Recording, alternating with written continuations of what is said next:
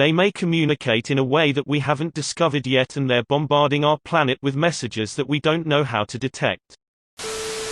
What are some horrifying things to consider when thinking about aliens?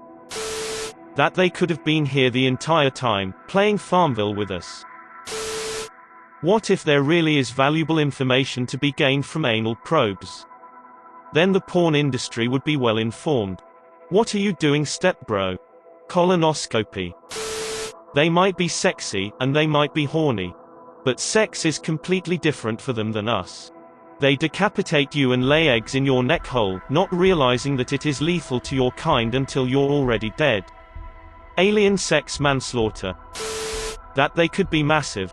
Taller than buildings. Imagine if one alien child fell onto our Earth, stomped on all of us, started whining, and then kicked and screamed on the ground, all in a matter of seconds.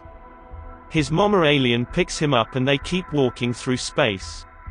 Human civilization is decimated. Extremely unlikely, I know, but if aliens ever come to Earth, it likely means they are a space-faring and interstellar-capable species with tech at least centuries, if not millennia, ahead of ours. In other words, if aliens are even remotely capable of traveling to our planet, we're pretty much outgunned hilariously. I would much rather be massively outgunned than to be just a bit outgunned. If even our most powerful nukes are nothing compared to their technology, then we're not a threat. If we pose a potential danger to them, there's an incentive to eliminate us. The possibility of them already knowing about us but us not knowing about them. We have no idea if they know. They could be committing space espionage right now and we wouldn't know about it. This reminds me of the dark forest theory. Like hunters in a dark forest, a civilization can never be certain of an alien civilization's true intentions. In summary, all life desires to stay alive. There is no way to know if other life forms can or will destroy you if given a chance. Lacking assurances, the safest option for any species is to annihilate other life forms before they have a chance to do the same. The assumption that they come in groups in some flying saucer. For all we know, they might just appear in hordes of thousands if not millions all across the planet. Also, we like to think that aliens will share the same way of thinking as humans, i.e. reasoning, emotions, etc. But the only reason we think that is because that's the only thing we are familiar with. Aliens might have completely different emotions or thought processes than us, but we won't know because we never encountered them before. It's like the fourth dimension. At this point it's pretty well established what it is, but most of us, if not all, have no clue how to visualize or properly explain it. For all we know, aliens might not be the little green men that fly around in flying saucers and destroy us with laser beams. They could be an interstellar pathogen that shows up one day and silently and effortlessly kills us all without warning. Our immune systems would have no idea what hit them. There was a book called Blindsight that explores a cool idea of aliens where they're not your typical little green men. The premise is pretty much, what if humanity is unique? What if intelligent life is common, but sentience is not? That music, art, literature is a uniquely human trait. That space is filled with a cold, emotionless, genius life. To me that idea is kinda horrifying. At least, I think that's what the book was about. I'm not the best reader, lol. One theory, from Stephen Hawking, is that if they are sufficiently advanced that aliens may treat us like ants. When we build dams, we don't worry about whether or not a dam will cause an ant hill to be flooded out. Similarly, a species that is advanced as far beyond us as we are beyond ants might seek to alter our planet or even our solar system to their advantage without giving consideration to what may happen to us.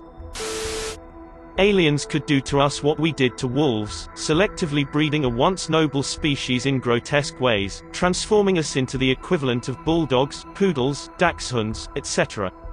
I'm sure this has been done a bunch of times, but a world-building concept I really like is the idea that stereotypical fantasy races were once all human, but then adapted to, was bred for different environments.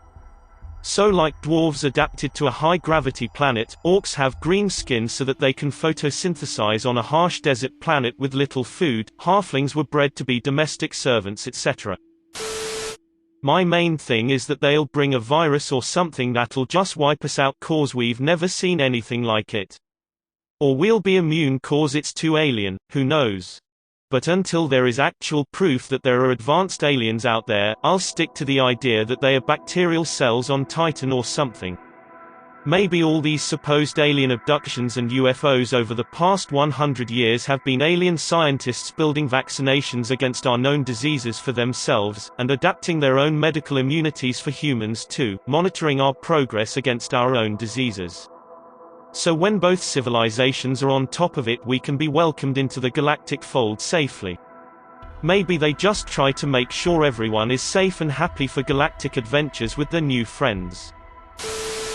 The scariest thing to me is thinking that aliens want nothing to do with us. I don't get why everyone thinks that aliens would attack us immediately. It's one thing if we come into their territory, but if they stumble upon us, we're most likely safe. Them finding us would mean they are incredibly advanced. Anything they could get by attacking Earth, they could get far easier by harvesting it from a different planet in our solar system. Unless they feed specifically on brainwaves, it isn't worth the hassle to attack a planet teeming with life. They may have some weapons, however primitive, that might be used against you. It's far more frightening to believe that aliens will one day discover us and won't be interested. They won't want us on their intergalactic councils, they won't want to give us medicine, they won't want to form any bond. If they decide to just leave humanity alone, that means either they have decided we are not worth saving, or that we are too close to destruction to be worth the resources. The speed of light is 186,000 miles per second. I think that any aliens that are capable of traveling light years to reach us have no interest in our resources. Agreed, totally. To play devil's advocate, however, I would also add the following: a big factor in their decision whether or not the resources on Earth were plentiful enough to justify the trip would be just how technologically advanced they were. If they were so advanced that they could travel faster than the speed of light or fold spacetime or something, then it would come down to how badly they needed whatever resources and whether or not they could attain it elsewhere with less effort. That they don't actually exist. If there were no advanced civilization that can colonize other planets, that would mean that most of them go extinct before they reach that level of technological advancement, which means that we are probably doomed to extinction too. I think there could be a more positive outcome too. Maybe interstellar travel is too hard and instead, they'd rather spend a utopia in some sort of mind upload thing, having alien sex and doing alien drugs. I'm hopeful that maybe it's because there's just more fun stuff to do than flying through dead space lol. There are lots of explanations for why we haven't heard from an intelligent species. It may be that they are observing us with devices we can't detect, and they don't think we're ready to meet them, and they're right about that. They may just be hanging out with other, similarly advanced species, and we're not interesting enough for them to bother with. They may communicate in a way that we haven't discovered yet, and they're bombarding our planet with messages that we don't know how to detect. One scientist proposed that the oldest star systems in our galaxy may have been bombarded with gamma rays in the early years of our galaxy's existence, so intelligent life on those planets didn't get the head start that we thought they would have had, and the first intelligent life is evolving in the later formed solar systems like ours, in which case the other intelligent species in the galaxy are just as dumb as we are, or at least not sufficiently advanced to travel among the stars. Maybe they have visited us. Maybe out of the bajillion UFO sightings that were ordinary terrestrial phenomenon, hoaxes, or the hallucinations of people on drugs, 1 or 2 of those sightings were of an actual alien spaceship, and they were written off as hoaxes, etc. Maybe intelligent life did evolve in the earliest formed solar systems in our galaxy, and they did travel among the stars, but after billions of years of existence they became extinct or evolved into something so far beyond us that they are beyond communicating with our simple minds. Our human concepts of morality and empathy are heavily influenced by our mammalian biology. Imagine that aliens land, and instead of having nice little family units, the species lays clutches of thousands of eggs at a time. They don't form strong bonds. Life is essentially expendable for them. They see us weeping over a dead child and they have literally no frame of reference for understanding why this would be upsetting. I'm not saying all aliens will be like this, but some definitely could be. Like and subscribe for more funny, interesting, and scary r/ask Reddit videos.